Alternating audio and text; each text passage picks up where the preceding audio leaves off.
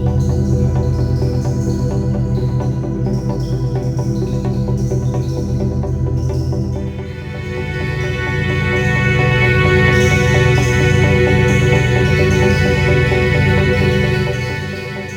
പ്ലാറ്റ്ഫോമിൽ ഉണ്ടായിരുന്ന കാലത്ത് മുതൽ തന്നെ നിരവധി തവണ പ്രത്യേക ലക്കങ്ങളടക്കം ഞങ്ങൾ കൈകാര്യം ചെയ്തിട്ടുള്ള ഒരു വിഷയമായിരുന്നു കേരളത്തിലെ ദേശീയപാതയുടെ വികസനവുമായി ബന്ധപ്പെട്ട വിഷയങ്ങൾ. മുമ്പ് എക്സ്പ്രസ് ഹൈവേ അടക്കമുള്ള പ്രപ്പോസലുകൾ കേരളത്തിൽ ഉണ്ടായിരുന്നു. ആ കാലത്തടക്കം അതിന്റെ പരിസ്ഥിതി പ്രശ്നങ്ങൾ തുറന്നു കാണിച്ചുകൊണ്ട് നിരവധി റിപ്പോർട്ടുകൾ പ്രത്യേക ലക്കങ്ങളടക്കം പുറത്തിറക്കിയിട്ടുള്ള ഒരു പ്രസിദ്ധീകരണമാണ് കേരളീയം. അതിനുശേഷം നാഷണൽ ഹൈവേ വീതി കൂട്ടലിന്റെ ഭാഗമായിട്ട് കേരളത്തിൽ ഉണ്ടായിട്ടുള്ള പരിസ്ഥിതി പ്രശ്നങ്ങളും ടോൾ കൊള്ളയുടെ പ്രശ്നങ്ങളും അടക്കം ഇപ്പൊ പ്രത്യേകിച്ച് തൃശ്ശൂർ ജില്ലയിലെ പാലിയേക്കരയിലാണ് ആദ്യ ടോൾ പ്ലാസ പ്രവർത്തനം ആരംഭിക്കുന്നത്. വലിയ കൊള്ളയാണ് പാലിയേക്കര ടോൾ പ്ലാസയിൽ നടന്നത്, ഇപ്പോഴും നടന്നുകൊണ്ടിരിക്കുന്നത്. വലിയ സമരം അതിനെതിരെ ഒരു കാലത്ത് രൂപപ്പെട്ടിരുന്നു. ദേശീയപാത സംരക്ഷണ സമിതിയുടെയൊക്കെ ആഭിമുഖ്യത്തിൽ വലിയ സമരങ്ങൾ കേരളത്തിലെ ദേശീയപാതയുടെ ഭാഗമായിട്ടുള്ള കുടിയൊഴിപ്പിക്കലിനെതിരെയും സ്ഥലമേറ്റെടുക്കലിനെതിരെയും ഒക്കെ പ്രത്യേകിച്ച് മലബാറിലെ ജില്ലകളിലൊക്കെ വളരെ ശക്തമായിട്ട് നടന്നിരുന്നു. ഈ സമരങ്ങളെല്ലാം പാലിയേക്കര ടോൾ പ്ലാസയ്ക്കെതിരെയുള്ള സമരമാണെങ്കിലും കുടിയൊഴിപ്പിക്കലിനെതിരെയും നിർബന്ധിതമായിട്ടുള്ള ഭൂമി ഏറ്റെടുക്കലിനെതിരെയുമുള്ള സമരമാണെങ്കിലും ഒക്കെ നിരവധി തവണ റിപ്പോർട്ട് ചെയ്തിട്ടുള്ള ഒരു പ്രസിദ്ധീകരണമായിരുന്നു ഞങ്ങൾ. പിന്നീട് നമ്മൾ ഡിജിറ്റൽ പ്ലാറ്റ്ഫോമിലേക്ക് വരുന്ന സമയമായപ്പോഴേക്കും കേരളത്തിൽ സ്ഥലമേറ്റെടുക്കലൊക്കെ പൂർത്തിയായി ഏകദേശം ദേശീയപാതയുടെ നിർമ്മാണം വലിയ രീതിയിൽ നടക്കുകയും കേരളത്തിന്റെ പ്രധാനപ്പെട്ട ഒരു വികസന പദ്ധതിയായിട്ട് ദേശീയപാത എക്സ്പാൻഷൻ അവതരിപ്പിക്കുകയൊക്കെ ചെയ്യുന്ന ഒരു കാലഘട്ടത്തിലേക്കാണ് പിന്നീട് ഞങ്ങളും ഡിജിറ്റൽ പ്രസിദ്ധീകരണമായിട്ട് മാറുന്ന സമയത്ത് നടക്കുന്നത്. കാരണം 2016 ഒന്നാം പിണറായി വിജയന്റെ സർക്കാർ അധികാരത്തിൽ വന്ന സമയമായപ്പോഴേക്കും ദേശീയപാത സ്ഥലമെടുപ്പൊക്കെ പൂർത്തിയാക്കിയിട്ട് അതിവേഗം ദേശീയപാത വികസിപ്പിക്കുകയും അത് കേരളത്തിന്റെ വലിയൊരു വികസന പദ്ധതിയായിട്ട് അവതരിപ്പിക്കുകയും ചെയ്യുന്ന ഒരു സാഹചര്യത്തിലേക്ക് കേരളം മാറുകയുണ്ടായി. ആ സമയത്താണ് ദേശീയപാത വികസനത്തിന്റെ ഭാഗമായിട്ടുള്ള മറ്റു ചില പരിസ്ഥിതി പ്രശ്നങ്ങൾ നമ്മൾ ഐഡന്റിഫൈ ചെയ്യുന്നത്. പ്രത്യേകിച്ച് ആ പരിസ്ഥിതി പ്രശ്നങ്ങളൊക്കെ കൂടുതൽ കാണാൻ കഴിഞ്ഞത് ഉത്തര മലബാറിലായിരുന്നു. ഇവിടെയുള്ള വലിയ ഇടനാടൻ ചെങ്കൽ കുന്നുകൾ ഇടിച്ചു നിരത്തിക്കൊണ്ടായിരുന്നു ദേശീയപാത കാസർഗോഡ്, കണ്ണൂർ ജില്ലകളിലൂടെ കടന്നു പോകുന്നത്.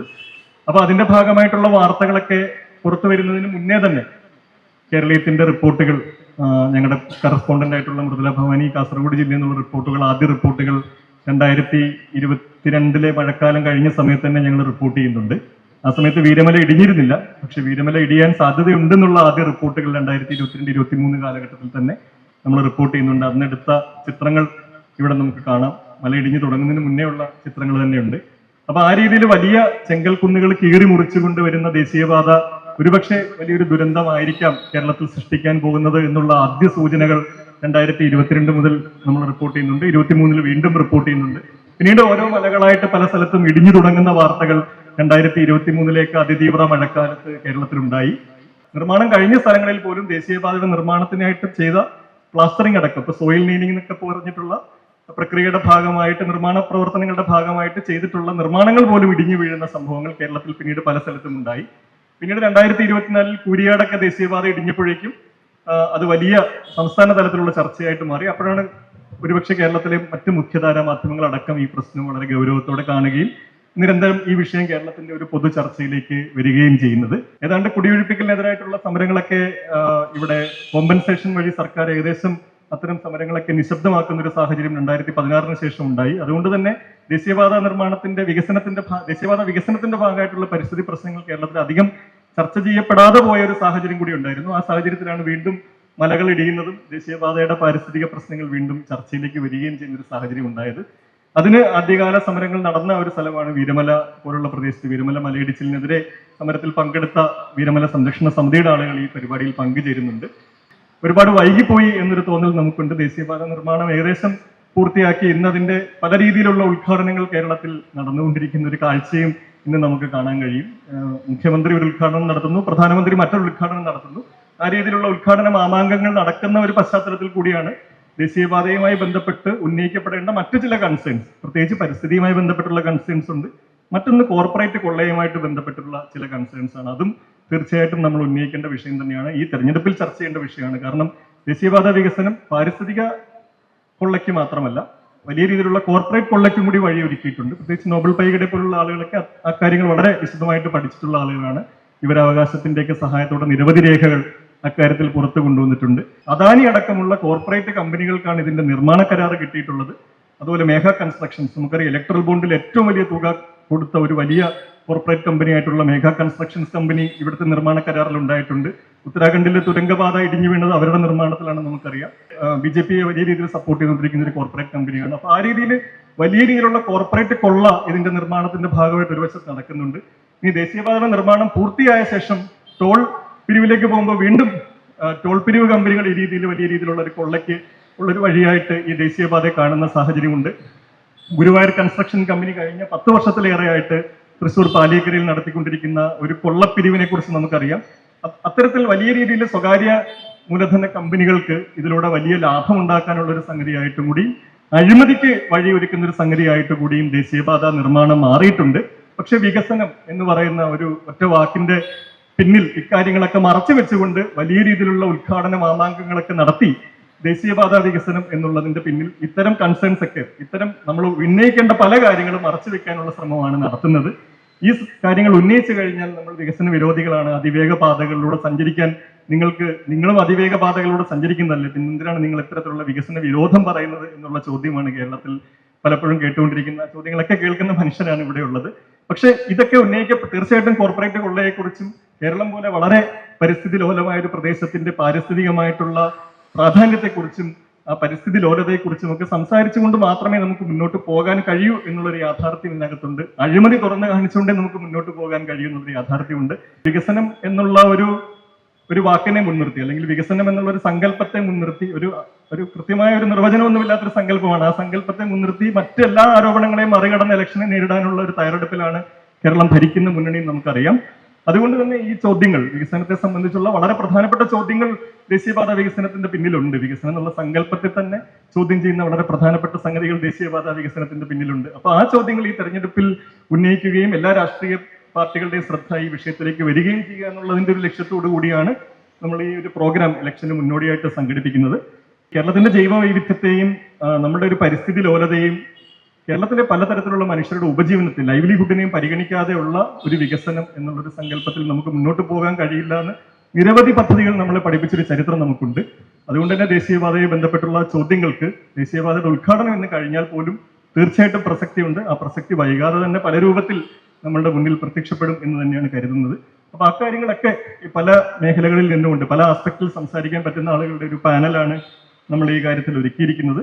കേരളത്തിൽ ദേശീയപാതയുടെ വിഷയം നിശബ്ദമായി പോകുന്ന ഒരു സമയത്താണ് വീരമലയിൽ കുന്നിടിഞ്ഞതിന്റെ ഭാഗമായിട്ട് വീരമല സംരക്ഷണ സമിതി ആദ്യമായിട്ട് ദേശീയപാതയിലെ പാരിസ്ഥിതിക പ്രശ്നങ്ങൾ ഉന്നയിച്ചുകൊണ്ട് ഒരു നാട്ടുകാരുടെ നേതൃത്വത്തിൽ ഒരു ജനകീയ സമരം കേരളത്തിൽ രൂപപ്പെട്ടത് വീരമലയിലായിരുന്നു. വീരമല സമരത്തിന്റെ പ്രതിനിധികൾ ഇതിൽ പങ്കെടുക്കുന്നുണ്ട്. വീരമലയിൽ നിന്നുള്ള ഗൗരി, ഗീത, അരവിന്ദൻ എന്നിവർ പങ്കെടുക്കുന്നുണ്ട്. വീരമല സംരക്ഷണ സമിതി തീർച്ചയായിട്ടും ഈ പ്രശ്നങ്ങൾ മറഞ്ഞു പോകുന്ന ഒരു സാഹചര്യത്തിൽ ഈ പരിസ്ഥിതി പ്രശ്നങ്ങൾ ഉന്നയിച്ചുകൊണ്ട് മുന്നോട്ട് വന്ന ആ പ്രവർത്തകരെ ഈ പരിപാടിയിലേക്ക് സ്നേഹപൂർവ്വം സ്വാഗതം ചെയ്യുകയാണ്. വീരമലയെ കുറിച്ച് പറയാൻ ഏകദേശം 1/2 കിലോമീറ്റർ നീളത്തിലും അതുപോലെ തന്നെ 100 മീറ്റർ ഉയരത്തിലും അതുപോലെ തന്നെ 100 മീറ്റർ വീതിയിലുമാണ് വീരമലക്കുന്ന് ഇടിച്ചു നിർത്തിയത്. ഇതിൻ്റെ ഭാഗമായിട്ട് വൻതോതിൽ മണ്ണിടിച്ചൽ ആദ്യം തന്നെ ഉണ്ടായിരുന്നു. അത് കാരണം പരിസ്ഥിതി താഴത്ത് നിൽക്കുന്ന വീട്ടുകാർക്കും അതുപോലെ തന്നെ നാട്ടുകാർക്കും അതിൻ്റെ കൊണ്ട് പൊടി ശല്യം മൂലവും അതുപോലെ തന്നെ വെള്ളമില്ലാത്തത് കൊണ്ട് ഒരുപാട് പ്രശ്നങ്ങൾ ഉണ്ടായിട്ടുണ്ട്. അതുകൊണ്ട് തന്നെ നാട്ടുകാരെല്ലാം ഈ രീതിയിൽ തന്നെ സമരം ചെയ്യാൻ വേണ്ടി തീരുമാനിച്ചു. അതിന് വേണ്ടിയിട്ട് ഉപയോഗിച്ച വീരമല കുന്ന് സംരക്ഷണ സമിതി എന്ന പേരിൽ ഒരു ജനകീയ കൂട്ടായ്മ രൂപീകരിക്കുകയും തുടർന്ന് നമ്മൾ ഇതിനെതിരായിട്ട് സമരം ചെയ്യുകയും ചെയ്തു. കാസർഗോഡ് ജില്ലയിൽ തന്നെ ഈ NH വികസനവുമായി ബന്ധപ്പെട്ട് ആദ്യമായിട്ട് ഒരു ജനകീയ പ്രക്ഷോഭം പ്രഖ്യാപിച്ചത് മൈച്ചിൽ നിന്നായിരുന്നു. പിന്നീടാണ് മറ്റ് പല സ്ഥലത്തും ഈ ഹൈവേ വികസനമായിട്ടുള്ള ഈ സമര പ്രക്ഷോഭങ്ങൾ ആരംഭിച്ചത്. അതിനോടനുബന്ധിച്ചിട്ട് നമ്മൾ പറഞ്ഞു ഈ കുന്ന് എത്രത്തോളം ഇടിക്കുന്നോ അത്രത്തോളം നമ്മളെ പരിസ്ഥിതിക്ക് ആഘാതം തട്ടും. അന്നേരം ഈ കോർപ്പറേറ്റ് മാനേജ്മെന്റ് മേഘ കമ്പനിയോ അല്ലെങ്കിൽ അതിന് വേണ്ടപ്പെട്ട ഉദ്യോഗസ്ഥന്മാരോ ഇതൊന്നും ചെവികൊണ്ടില്ല ആദ്യം നമ്മളെ വാക്ക്. പക്ഷേ തുടർച്ചയായി ഇടിഞ്ഞപ്പോൾ ദേശീയപാതയിൽ ഗതാഗതങ്ങൾ ദിവസങ്ങളോളം തടസ്സപ്പെട്ടു. അതിനുശേഷമാണ് ഈ ഇവിടെയുള്ള ഉദ്യോഗസ്ഥന്മാരും ഈ നിർമ്മാണ കമ്പനിക്കാരെല്ലാം ഇതിനെപ്പറ്റിയുള്ള ഗൗരവം മനസ്സിലാക്കുന്നത്. തുടർന്ന് ഇവർ എല്ലാം ശരിയാക്കി തരാം, അതിലൊരു പ്രശ്നമില്ല, നമ്മൾ വേണ്ടുന്ന രീതിയിൽ ചെയ്യാൻ പറ്റും എല്ലാം പറഞ്ഞ് നാട്ടുകാരെ ബോധ്യപ്പെടുത്തി, അതുപോലെ തന്നെ സമര സമിതിനെ അത് പറഞ്ഞ് ബോധ്യപ്പെടുത്തി. എന്നിട്ട് അവരെന്താക്കിയെന്ന് വെച്ചാൽ ഒരു റീറ്റെയിൻ വാൾ കെട്ടി. ഈ റീറ്റെയിൻ വാൾവ് എന്ന് പറഞ്ഞാൽ നമ്മൾ അന്ന് തന്നെ പറഞ്ഞു, ഈ റീറ്റെയിൻ വാൾവിൽ ഈ കുന്ന് നിൽക്കില്ല, അതിനൊന്നും താങ്ങാനുള്ള ശേഷി, പ്രകൃതി ദുരന്തത്തിൽ താങ്ങാനുള്ള ശേഷി ഇതിന് ഇല്ലാതെ ഞങ്ങൾ അന്നേരം തന്നെ പറഞ്ഞു. 2025 കഴിഞ്ഞ ആഗസ്റ്റ് 26-ാം തീയതി ഈ 10 മണിക്ക് ഒരു വലിയൊരു മലയിടിച്ചിൽ അവിടെ ഉണ്ടായി. ആ ഇടിച്ചിലിൻ്റെ സമയത്ത് 3 കാറുകൾ ആ മണ്ണിൽ അടിയിൽപ്പെട്ട്, അതുപോലെ തന്നെ 2-3 ഉദ്യോഗസ്ഥന്മാരായ ടീച്ചർമാരും അതുപോലെ തന്നെ മറ്റ് യാത്രക്കാരെ ഇതിൽപ്പെട്ടു. ഞാനും എൻ്റെ കൂട്ടുകാരനും അതുപോലെ തന്നെ മറ്റുള്ള ആൾക്കാരും പോയിട്ട് നേരെ പോയി അവരെ രക്ഷപ്പെടുത്തുകയാണ് ചെയ്തത്. അതിനുശേഷമാണ് ഉദ്യോഗസ്ഥരും അതുപോലെ തന്നെ നിർമ്മാണ കമ്പനിക്കാരും ഇതിൻ്റെ ബോധം വന്നത്. അതുകൊണ്ട് എന്താക്കിയെന്ന് വെച്ചാൽ അവർ ഇപ്പം എന്ന് പറഞ്ഞാൽ അത് മൊത്തം ഇടിച്ചിട്ട് അധികം സ്ഥലം ഏറ്റെടുത്തിട്ട് അത് മൊത്തം കോൺക്രീറ്റ് ചെയ്യാനാണ് തീരുമാനിച്ചത്. അത് എന്നിട്ടും നമ്മൾ പറയുന്നുണ്ട് ഇത് ഈ പാരിസ്ഥിതികമായ രീതിയിൽ അത് നിൽക്കൂല. ഇപ്പം എന്താ പറഞ്ഞാൽ നെയിലിംഗ് രീതിയിൽ എന്താണ് സോയിൽ നെയിലിംഗ് എന്നൊരു സാങ്കേതിക ജർമ്മൻ സാങ്കേതിക വിദ്യ വെച്ചിട്ട് പണി ചെയ്യുന്നത്. അന്നേരം ഞങ്ങൾ ഇതിന് കളക്ടർക്ക് എതിര് പറഞ്ഞു. കാരണം വെച്ചാൽ ഇതിന് മുമ്പേ ചെയ്ത മട്ടായി കുന്ന് അതുപോലെ തന്നെ വേവിൻ്റെ കുന്നിൽ ഇതിനിടയ്ക്ക് സോയിൽ നെയിലിംഗ് പരാജയപ്പെട്ടിട്ടുണ്ട്, അതിവിടെ വിജയിക്കില്ല. തുടർന്ന് അവർ പറഞ്ഞു എന്നാൽ പിന്നെ കോൺക്രീറ്റ് സ്റ്റെപ്പ് ചെയ്തു തരാം, അങ്ങനെ അതിന് സ്ഥലം വേണം എന്നെല്ലാം പറഞ്ഞു. അന്നേരം പറഞ്ഞു ഫോറസ്റ്റിൻ്റെ സ്ഥലമാണ്, അത് ഏറ്റെടുക്കാൻ പറ്റില്ല, അതുകൊണ്ട് കുറച്ച് ബുദ്ധിമുട്ടാണെന്നെല്ലാം പറഞ്ഞു. അന്നേരം സർക്കാർ എന്താക്കി നിലവിലില്ല റവന്യൂ ഭൂമി വെച്ചിട്ട് ആ സ്ഥലം വിട്ടുകൊടുത്ത് അവർ പണി ചെയ്യുന്നുണ്ട്. ഇതുവരെ അവർ പണി തുടങ്ങിയില്ല. ഇനിയിപ്പോൾ അടുത്ത 2 മാസം കഴിഞ്ഞാൽ ആദ്യം മഴ വരും. ഇതിനെക്കാട്ടും വലിയൊരു ദുരന്തം ഇനി വരാൻ പോകുന്നുണ്ട് അവിടെ മൈച്ച. ഈ അധികൃതകളെ ഇങ്ങനെ ശ്രദ്ധയിൽപ്പെടുത്തിയിട്ടുണ്ട്. അവർ ഇത് ഈ കമ്പനിക്കാരെന്ന് വെച്ചാൽ ഈ ഉദ്യോഗസ്ഥന്മാരെ വില വെക്കുന്നേയില്ല. ഇങ്ങനെയുള്ള ഒരുപാട് ന്യൂനതകൾ ഈ ഹൈവേ വികസനവുമായി ബന്ധപ്പെട്ടിട്ട് ഉണ്ടായിട്ടുണ്ട്. ഇത് ആൾക്കാർക്ക് ഈ ഹൈവേ വികസനമായിട്ട് ബന്ധപ്പെട്ട സംഭവം തന്ന ആർക്കും ഇതുവരെ ബോധ്യം വന്നില്ല. എന്തുകൊണ്ടെന്ന് വെച്ചാൽ ഇവരെല്ലാം ധാരണ വികസനമല്ലേ ഈ ഹൈവേ ഇങ്ങനെ വരുന്നെന്ന് ആരും വിചാരിച്ചില്ല. ഇപ്പോൾ ഏകദേശം 40% ആൾക്കാർക്ക് മാത്രമേ ഈ NH വികസനമായിട്ട് ബന്ധപ്പെട്ടുള്ള ഒരു ഗുണം കിട്ടുകയുള്ളൂ. ബാക്കി 60% ഈ സർവീസ് റോഡ് വഴിയാണ് പോകേണ്ടത്. അതായത് ഇനി വരാൻ പോകുന്ന ബുദ്ധിമുട്ട് നമ്മൾ മുമ്പ് ഓടിക്കൊണ്ടിരിക്കുന്ന ഹൈവേ ഇല്ലേ, ആ ഹൈവേയിൽ നിന്നും വ്യത്യസ്തമായ രീതിയിലുള്ള ഒരു ട്രാഫിക് ബ്ലോക്കാണ് ഇനി ഉണ്ടാകുന്നത്. ഈ സർവീസ് റോഡിലെ ട്രാഫിക് നിയന്ത്രിക്കാൻ വേറൊരു പോലീസ് അതുപോലെ ജനങ്ങൾ ബുദ്ധിമുട്ടേണ്ടി വരും. ഇത്രയാണ് എനിക്ക് പറയാനുള്ളത്. ഞങ്ങളുടെ വീടിൻ്റെ അടുത്ത് തന്നെ നമ്മൊരു 34 വീടുകളോളം നമ്മളെ വീടിൻ്റെ ആ ഭാഗത്തുണ്ട്. ആ 34 വീടുകളും ഏകദേശം മഴക്കാലം വന്നാൽ വെള്ളത്തിനടിയിൽ തന്നെയാണ്. ഞങ്ങൾക്കൊരു 3 ദിവസം വരെ പുറത്തേക്ക് ഇറങ്ങാൻ പറ്റാത്തൊരവസ്ഥ ഉണ്ടായിട്ടുണ്ട്. ഇപ്പം ഈ 2025 വന്ന മണ്ണിടിച്ചിലിൽ കുറേ ദിവസം ഗതാഗതം തടസ്സപ്പെട്ടിട്ടുണ്ട്. കുട്ടികൾക്ക് സ്കൂളിൽ പോകാൻ സാധിച്ചിട്ടില്ല. സർവീസ് റോഡില്ലാതെ നമുക്ക് പറഞ്ഞാൽ ബുദ്ധിമുട്ട് തന്നെയാണ്. നമുക്കൊന്ന് മഴ പെയ്താൽ വാഹനങ്ങളൊന്നും നമ്മൾ ആ പ്രദേശത്തേക്ക് കൊണ്ടുവരാനേ സാധിക്കുന്നില്ല.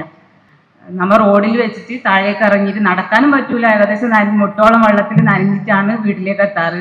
കുട്ടികൾ സ്കൂൾ പോകാറേ ഇല്ല 2-3 ദിവസങ്ങളിൽ.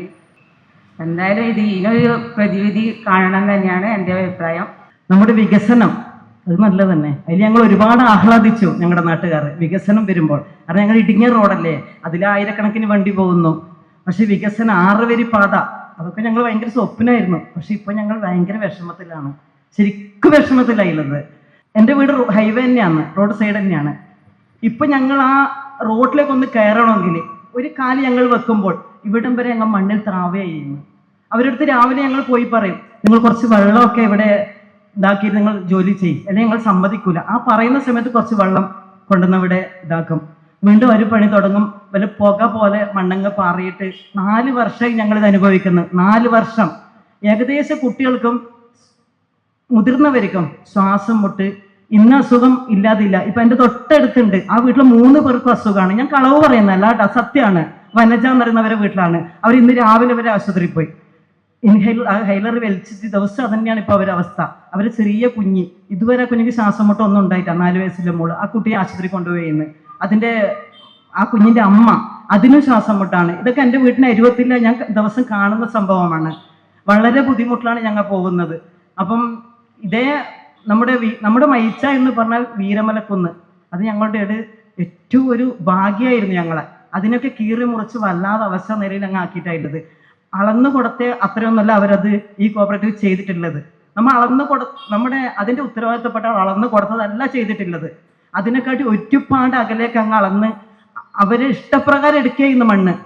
അപ്പൊ ഞങ്ങൾ രാത്രി കുറെ ആൾക്കാർ രാത്രി തന്നെ 1 മണിക്കാറ്റാണല്ലേ അരവി ഞങ്ങളെല്ലാവരും പോയി ഞങ്ങൾ അതിനെ തടസ്സപ്പെടുത്തി. മണ്ണെടുക്കാൻ പാടില്ല, നിങ്ങൾക്ക് അനുവദിച്ച സ്ഥലം നിങ്ങളുടെ മണ്ണ് കഴിഞ്ഞു, ഇതിപ്പോ ഞങ്ങളുടെ അനധികൃതമായിട്ട് നിങ്ങൾ എടുക്കുക ചെയ്യുന്നത്, ഞങ്ങൾ സമ്മതിക്കൂല. മണ്ണ് മാന്തിന്റെ ചാവി അങ്ങ് ഊരുമപ്പാട് ഇവര് വലിയ മേഘയോട് കളിക്കാൻ കഴിയില്ല. കളിച്ചാൽ നമ്മെല്ലാം അവതാളത്തിലാണ്. ആരും മിണ്ടാൻ പാടില്ല, ഒരാളും മിണ്ടാൻ പാടില്ല. ഞങ്ങൾ 10ഓളം ആൾക്കാരുടെ പേരിൽ കേസ്, 2 വർഷം ആ കേസിന് 3-ാമത്തെ വർഷമാണ് ആ കേസ് ഇപ്പൊ ഞങ്ങൾക്ക് പിൻവലിച്ചിട്ടുള്ളവര്. പാവപ്പെട്ടവർ താമസിക്കുന്ന നാടൊന്നും മയിച്ച വിരലെണ്ണാവുന്നവർ മാത്രമേ കുറച്ച് അധികം ഉള്ളവരില്ല, ബാക്കിയെല്ലാം പാവങ്ങളാണ്. ഞങ്ങൾ പൈസ ഈ ഓരോ പോക്കിലും പൈസ വേണം കോടതിയിലേക്ക്. ആരെ കൊണ്ട് വന്നത്? അതൊക്കെ ആരെ കൊണ്ട് വന്നത്? അപ്പൊ ഞങ്ങൾ ഇതിലും പിരിപ്പിച്ച് പൈസ ഒരാൾ ഇല്ലാതെ കഴിയുമ്പോൾ 500, 1000, 200 മേടിച്ച് ഈ കേസ് 3-ാമത്തെ വർഷം ഇപ്പൊ അടുത്താണ് ആ കേസ് ചാടിയത്. ഇപ്പോഴും ഞങ്ങൾ വളരെയധികം വിഷമത്തിലുള്ളത്. ആ റോഡിലേക്ക് ഞങ്ങൾക്കുള്ള വഴിയില്ല. അവരോട് ചോദിക്കുമ്പോൾ അവർ പറയുന്നത് നിങ്ങൾക്ക് എൻട്രി ഉണ്ട്, തരും. പക്ഷെ ഇപ്പം വലിയ മതിൽ കെട്ടി അങ്ങ് മുട്ടിയിട്ടായില്ലത്. ഇപ്പൊ എൻ്റെ വീട്ടിൽ നിന്ന് കയറുന്ന ആ വാട മാത്രം ഹൈവേയിലേക്ക് ഒരു ജോയിനിങ് കാണുന്നില്ലത്. പക്ഷെ അതും അവർ കെട്ടാൻ പോകുന്നു. ഞാൻ ഇവിടെ കെട്ടണമെങ്കിൽ ഞങ്ങളുടെ ശവത്തിൽ ചവിട്ടിയിട്ട് മാത്രമേ കെട്ടാൻ പറ്റൂ. സമ്മതിക്കൂല, എന്തായാലും സമ്മതിക്കൂല. ഞങ്ങൾ 1000-കണക്കിന് ആളെ സംഘടിപ്പിച്ചിട്ടാണ് ഞങ്ങൾ മണ്ണിടിഞ്ഞ് മറ്റേ നമ്മുടെ ഇത് ശിരൂരിന്റെ അതേ സംഭവമായിരുന്നു നമ്മുടെ നാട്ടിലുണ്ടായത്. മണ്ണിടിഞ്ഞ് വീണു. അപ്പുറത്ത് അതിന്റെ ഇടക്ക് ഒരു ബസ് ജസ്റ്റാണ്, അതിൽ ഇഷ്ടംപോലെ ആൾക്കാരുണ്ടായിരുന്നു. ആ മണ്ണ് വീഴലും ആ വണ്ടി പാസ്സാകലും ഒരു സെക്കൻഡിന്റെ വ്യത്യാസത്തിൽ അതിൽ അകപ്പെട്ട ഒരു ടീച്ചറെ വണ്ടിയാണ്. അതിൽ അരവിയും കുറച്ച് ആൾക്കാർ ഒത്തിരി ആ വണ്ടി മണ്ണൊക്കെ നീക്കിയിട്ട് ആ ടീച്ചർ എന്തോ ഭാഗ്യത്തിന് രക്ഷപ്പെട്ടാണ് ആ ടീച്ചർ. അല്ലെങ്കിൽ ആ ടീച്ചർ അന്ന് അവിടെ മരിച്ചു. ആ ടീച്ചറും അതിലുണ്ടായിരുന്ന ഡ്രൈവറും. ഇപ്പോഴും ഞങ്ങൾ പേടിച്ചോണ്ടാണ് അതിൽ യാത്ര ചെയ്യുന്നത്. ഇപ്പൊ ഒരു മാന്താൻ തുടങ്ങിയിട്ടുണ്ട്. 1 വർഷമായി പൊട്ടി അങ്ങനെ നിൽക്കുക ചെയ്യുന്നുണ്ടായിന്. ഞങ്ങൾ പേടിച്ചുകൊണ്ട് തന്നെയാണ് പല ദിവസങ്ങളിൽ. കാരണം അത് പൊട്ടിയാൽ വെള്ളത്തിന്റെ സ്രോതസ് അതിലില്ലത്. ഞങ്ങളെ കുടിവെള്ളം മുട്ടിച്ചിട്ടുള്ളത്. ഇപ്പൊ ഞങ്ങൾ ഉപ്പുവെള്ളം കുടിക്കുന്നത്. കാരണം ഇവരെ ഒറ്റ ഇതുകൊണ്ടാണ് ഞങ്ങൾ ഉപ്പുവെള്ളം കുടിക്കാനായത്. അപ്പൊ ഞങ്ങളിപ്പം ബോട്ടിൽ വാങ്ങിയിട്ട് വീട്ടിൽ കൊണ്ടുപോയിട്ടാണ് കുടിക്കുന്നത്. കുടിക്കാൻ പറ്റൂല ആ വെള്ളം. ഭക്ഷണമൊക്കെ അതിൽ തന്നെ ഉണ്ടാക്കണം. ആ ഭക്ഷണം വൈകുന്നേരം നമുക്ക് മോശമാവും. ഞങ്ങൾക്ക് പണിക്ക് പോകുന്ന ആളാണ്. രാവിലെ ഒന്നിച്ചുണ്ടാക്കി വെച്ചിട്ട് പോകും, വൈകുന്നേരമൊക്കെ ചോറ് മോശമാകുന്നത് കാരണം ഈ വെള്ളത്തിൻ്റെത്. പാവപ്പെട്ട മനുഷ്യരോ പാവപ്പെട്ടവരുടെ ഗതാഗതം ഒന്നും അവരെ മനസ്സിലില്ല. അവർക്ക് ഇപ്പോഴുള്ളത് എന്താ? 6 വരി പാത വളരെ ഭംഗിയായി തീർക്കണം. ഭംഗിയായിട്ട് അവർ തീർക്കുന്നുണ്ട്. പക്ഷെ മറ്റുള്ളവരെ വിഷമം കൂടി കാണണം. മറ്റുള്ളവരുടെ വിഷമം കൂടി കണ്ട് അവർക്ക് ആവശ്യമുള്ള രീതിയിൽ ആ റോഡിലേക്ക്, ആ ഹൈവേയിലേക്ക് പ്രവേശിക്കാനുള്ള വഴി കൂടി ഒരുക്കി കൊടുത്തിട്ട് വേണം അവർ ചെയ്യാൻ. ഇപ്പൊ നമ്മുടെ അവിടെ സർവീസ് റോഡ് ഇല്ല. കാര്യങ്കോട് പാലം, മയിച്ചപ്പാലം, അതിൻ്റെ ഇടയ്ക്ക് ഞങ്ങൾ ഈ 1000-കണക്കിന് 900 വീടെങ്കിലുണ്ടാവും ഈ 2 സൈഡിലെത്തിട്ട്. ഈ വീട്ടുകാർക്ക് അപ്പുറവും ഇപ്പുറവും ഇല്ല. നമുക്ക് ഒരു അണ്ടർപാസ് ചോദിച്ചു, ഇല്ല. ഈ അണ്ടർപാസ് ഇല്ലെങ്കിൽ ഞങ്ങൾ എന്താവും? മയിച്ച മാടുവീതി ഒന്ന് വേറെയായി. അവരും നമ്മയായിട്ട് ഒരു ബന്ധം ഉണ്ടാവില്ല. അവസാനം അതിന് സമരം ചെയ്തു. സമരം തന്നെ ഭയങ്കര സമരം ചെയ്തു. കിട്ടിയത് ഈ സമരം ചെയ്ത് മേണിക്കണോ ഞങ്ങളെ നാട്ടിൽ ഞങ്ങൾക്ക് നടന്നു പോകാനുള്ള വഴി? അതുപോലെ ഞങ്ങൾ നിഷേധിച്ചിട്ടാണ് ഇവർ ചെയ്യുന്നത്. ഞങ്ങളെ നാട്ടിൽ വന്നിട്ട് ഞങ്ങൾ അടിച്ചമർത്തിക്കൊണ്ട് ഇവര് വികസനം ഉണ്ടാക്കുന്നത്. അത് ശരിയോ തെറ്റോ? ഞങ്ങളെ മാനിക്കണ്ടേ? ഞങ്ങൾക്ക് അതിൻ്റെ ഇത് തരണ്ടേ? ഞങ്ങൾ പൊട്ടം മാറാം. അപ്പൊ ഞങ്ങൾക്ക് വേണ്ടുന്ന സൗകര്യം ഒരുക്കി തരണം. ഇപ്പോഴും ഞങ്ങൾ ഇതേ മെഗാ കമ്പനിയെ ഇനി ഏതാളോടായാലും ഇതിന്റെ ആൾക്കാരോട് ഞങ്ങൾ പറയുന്നത്, ഞങ്ങളുടെ യാത്രാ സൗകര്യവും ഞങ്ങളുടെ മനുഷ്യന്മാരോട് അങ്ങോട്ടും ഇങ്ങോട്ടും കമ്മ്യൂണിക്കേഷൻ നഷ്ടപ്പെടുത്തിക്കൊണ്ട് ഒരു വികസനവും നടത്താൻ ഞങ്ങൾ ഇനി വിടൂല. ഞങ്ങൾ ഇതുവരെ ഞങ്ങൾ പൊട്ടന്മാരെന്ന് ഇവർ വിചാരിച്ചിട്ടുണ്ട്. കാരണം ഒന്നിലും ഇടപെടുന്നില്ല. ഇപ്പൊ അതല്ല, ഇപ്പൊ കാര്യമായിട്ട് ഇടപെട്ടിട്ട് തന്നെയാണ് ഞങ്ങൾ നടത്തുന്നത്. ഇവർ ആദ്യം സ്ഥലം എടുക്കാൻ വന്നു. ഞങ്ങൾ വളരെയധികം സന്തോഷമായിരുന്നു. അങ്ങനെ സ്ഥലം നടത്തുന്നത്, അവർക്ക് വേണ്ടുന്ന പൈസ കൊടുക്കുന്നുണ്ട്, ഒന്നും ബുദ്ധിമുട്ടില്ല, വളരെ രീതിയിൽ നല്ല രീതിയിൽ ചെയ്യുന്നുണ്ട്. അപ്പൊ നമ്മ എന്ത് വിചാരിക്കുന്നത്? നമ്മൾക്ക് സൗകര്യം 6 വരി പാതയിലെ വരുന്നത്, ജനങ്ങൾ കൂടുന്നു, വണ്ടി കൂടുന്നു, നല്ലതല്ലേ? നല്ല തന്നെയാണ്. വികസനത്തിന് ഒരാൾ ഇപ്പോഴും ഞങ്ങൾ തടസ്സമല്ല. വികസനം വേണം. പക്ഷെ അത് മനുഷ്യന്മാരുടെ നെഞ്ചിൽ ചവിട്ടിക്കൊണ്ടാവരുത് എന്ന് മാത്രമേ എനിക്ക് പറയാനുള്ളൂ. അത് ഇനിയെങ്കിലും അവർ കണ്ണ് തുറന്ന് മറ്റുള്ളവരുടെ ഗതാഗത സൗകര്യവും ജനങ്ങൾക്ക്, മറ്റ് പാവപ്പെട്ട ജനങ്ങൾക്കും ഈ റോഡിലൂടെ പോകാനുള്ള സൗകര്യം ഉണ്ടാക്കി കൊടുത്തുകൊണ്ട് മുന്നോട്ട് പോകണം എന്നാണ് പറയാനുള്ളത്. പാവപ്പെട്ട ജനങ്ങൾ ഒരു പക്ഷെ ബൈക്കായിരിക്കും അല്ലെങ്കിൽ ഓട്ടോറിക്ഷ ആയിരിക്കും. അവർക്കൊന്നും ഇനോവയും മറ്റൊന്നും ഉണ്ടാവണമെന്നില്ല, കാർ ഉണ്ടാവണമെന്നില്ല. ഇപ്പൊ നമുക്ക് ദൂരം പറയാൻ നമുക്ക് ബസ് സ്റ്റോപ്പ് ഇല്ല. പറയണോ നിങ്ങൾക്ക്? നമുക്ക് ബസ് സ്റ്റോപ്പ് ഇല്ല. മൈച്ചാറിന് വലിയൊരു പ്രദേശമാണ്, പാവപ്പെട്ട കുറേ മനുഷ്യർ ജീവിക്കുന്ന നല്ലൊരു പ്രദേശമാണ്. അവിടെ ബസ് സ്റ്റോപ്പിന് ഇതുവരെ അവരോട് ചോദിക്കുമ്പോൾ പറഞ്ഞാൽ നിങ്ങൾക്ക് ബസ് സ്റ്റോപ്പ് ഉണ്ട്. ഈ മതിൽ കെട്ടിയങ്ങ് പൊന്തി എവിടെയാണ് ഈ ബസ് സ്റ്റോപ്പ്? എവിടെയാണ് അവർ ബസ് സ്റ്റോപ്പ് പറയുന്നത്? അവരിപ്പോൾ കെട്ടി അവർ മതിലും മുട്ടിച്ച് അവർ പണിയും തീർത്ത് പോകും. അതിനിടവെച്ച് കൊടുക്കാൻ പാടില്ല. ഇതിന്റെ ഉത്തരവാദിത്തപ്പെട്ട ആള് വളരെ വളരെ നല്ല ഒരു ഇതോടുകൂടി അതിൽ ഇടപെട്ട് ജനങ്ങൾക്ക് വേണ്ട, ഞങ്ങൾക്ക് ഞാൻ പറയില്ല, ജനങ്ങൾക്ക് വേണ്ടുന്ന, പാവങ്ങൾക്ക് വേണ്ടുന്ന സൗകര്യം ഒരുക്കി കൊടുത്തുകൊണ്ട് ഇതിന് മുന്നോട്ട് പോകണം എന്നാണ് എനിക്ക് അഭ്യർത്ഥിക്കാനുള്ളത്. ഇത്രയും പറഞ്ഞു നിർത്തുന്നു. 2023 ജൂലൈയിലായിരുന്നു ആദ്യമായിട്ട് വീരമല ഇടിയുന്നതിന് മുന്നേ തന്നെ വീരമലയിലെ ഒരു ഡിസ്ട്രക്ഷന്റെ ആഴം മനസ്സിലാക്കിയിട്ട് ഞങ്ങളുടെ സ്പെഷ്യൽ കറസ്പോണ്ടന്റായിരുന്ന മൃദുല അത് റിപ്പോർട്ട് ചെയ്ത് തുടങ്ങുന്നത്. പിന്നീട് പലതവണ കണ്ണൂരിന്റെയും കാസർഗോഡ് ജില്ലയുടെയും പല ഭാഗങ്ങളിൽ നിന്നും ഈ റിപ്പോർട്ടുകൾ തയ്യാറാക്കിയിട്ടുണ്ട്. അതിന്റെ ഭാഗമായിട്ടുള്ള ചിത്രങ്ങളാണിത്. അത് പരിസ്ഥിതി നാശം ഉണ്ടായപ്പോൾ മാത്രമല്ല, 2025 ജൂലൈയിൽ മുത്തലീബ് മീർ എന്ന് പറയുന്ന ഒരു ബംഗാളി തൊഴിലാളി ദേശീയപാതയിൽ മണ്ണിടിഞ്ഞ് മരണപ്പെടുകയുണ്ടായി. തൊഴിലാളി പ്രശ്നങ്ങളടക്കം ഇക്കാര്യത്തിൽ നമ്മൾ റിപ്പോർട്ട് ചെയ്തിട്ടുണ്ട്. ദേശീയപാത നിർമ്മാണത്തിന്റെ ഭാഗമായിട്ട് തൊഴിലാളികൾ താമസിക്കുന്ന സ്ഥലങ്ങളുടെ അവസ്ഥയും ഈ ചിത്രങ്ങളിൽ നിങ്ങൾക്ക് കാണാം. അപ്പൊ അത്തരത്തിൽ ഇതിന്റെ പല വശങ്ങൾ റിപ്പോർട്ട് ചെയ്തിട്ടുള്ള കേരളത്തിന്റെ കറസ്പോണ്ടന്റ് ആയിരുന്ന മൃദുലയെ ഈ റിപ്പോർട്ടിംഗ് അനുഭവങ്ങൾ വിശദീകരിക്കുന്നതിനായിട്ട് ക്ഷണിക്കുന്നു. 2023 ഒരു മഴക്കാലത്ത് വീരമല കടന്നു പോകുന്ന സമയത്ത് കാസർഗോഡ് വേറൊരു വിഷയം റിപ്പോർട്ട് ചെയ്യാൻ വേണ്ടി പോവായിരുന്നു. അവിടെ ഒരു എൻഡോസൾഫാൻ അഫക്റ്റഡ് ആയിട്ടുള്ള ഒരു കുട്ടി മരിച്ച സമയത്ത് ആ കുട്ടീൻ്റെ വീട്ടിലോട്ട് പോകുന്ന സമയത്ത് അതൊരു മഴക്കാലമായിരുന്നു. മഴക്കാലത്ത് ബസ്സിങ്ങനെ ഷട്ടറുകളെല്ലാം അടച്ച് അങ്ങനെ അത്രയും ഭയങ്കര ഭീകരമായൊരു മഴ പെയ്യുന്നൊരു സമയമായിരുന്നു. അപ്പോൾ ഞാൻ ഈ വീരമലേൻ്റെ അടുത്ത് എത്തിയ സമയത്ത് ഒന്ന് വെറുതെ ഷട്ടർ പൊക്കി നോക്കി. ആ സമയത്ത് ഞാൻ കാണുന്നത് മലേൻ്റെ ഒരു വലിയൊരു ഭാഗം ഇങ്ങനെ ഇടിഞ്ഞ് താഴേക്ക് വീഴുന്നു.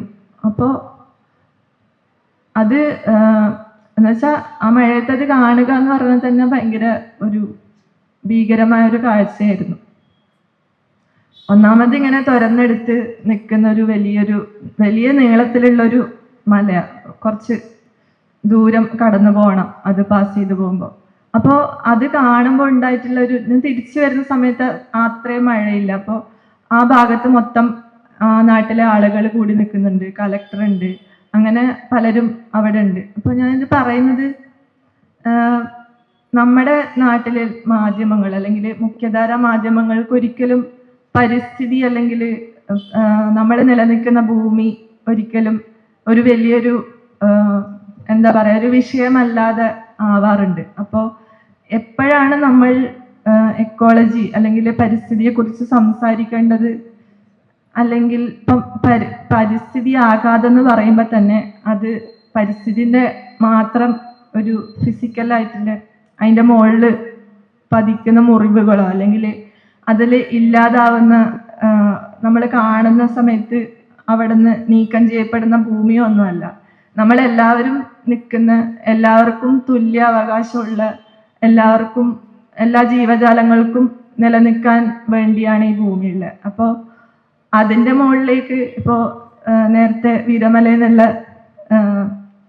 ഗീതേജ് സംസാരിച്ചു. അപ്പോൾ അവർ പറഞ്ഞൊരു കാര്യം എന്നെ ഓർമ്മിപ്പിച്ചത് വേറൊരു കാര്യമാണ്. ഇപ്പോൾ മേഘ എഞ്ചിനീയറിങ്ങിൻ്റെ MEIL എന്ന് പറയുന്ന കമ്പനീൻ്റെ ഒരു ബോർഡ് അവിടെ വരുമ്പം അതിന് മുമ്പ് ആ സ്ഥലത്ത് കണ്ടു പരിചയമുള്ളത് പഞ്ചായത്തിൻ്റെ ബോർഡാണ്. അപ്പോൾ ഇന്ന് പഞ്ചായത്തിലേക്ക് സ്വാഗതം എന്നൊക്കെ പറഞ്ഞ് ഉണ്ടാവുന്ന ബോർഡുകൾ, ആ ബോർഡുകൾ മാറുകയും അതിൻ്റെ അടുത്തൊരു കോർപ്പറേറ്റ് കമ്പനീൻ്റെ ബോർഡ് വരികയും ചെയ്യുമ്പോഴുള്ളൊരു അബ്സർഡിറ്റി ഉണ്ട് നമ്മളെ നോക്കുന്നത്. അപ്പോൾ എനിക്ക് തോന്നുന്നു അതാണ് നമ്മുടെ ഇന്നത്തെ മാറി വരുന്നൊരു മാധ്യമ സംസ്കാരം. ഓരോ തവണയും ഓരോ വർഷം അനുസരിച്ച് എന്താ പറയുക, നമ്മുടെ മാധ്യമ സംസ്കാരം പ്രത്യേകിച്ച് ദൃശ്യമാധ്യമങ്ങളിലെ ഒരു റിപ്പോർട്ടിംഗ് രീതികളും എല്ലാം പെട്ടെന്ന് മാറുന്നുണ്ട്.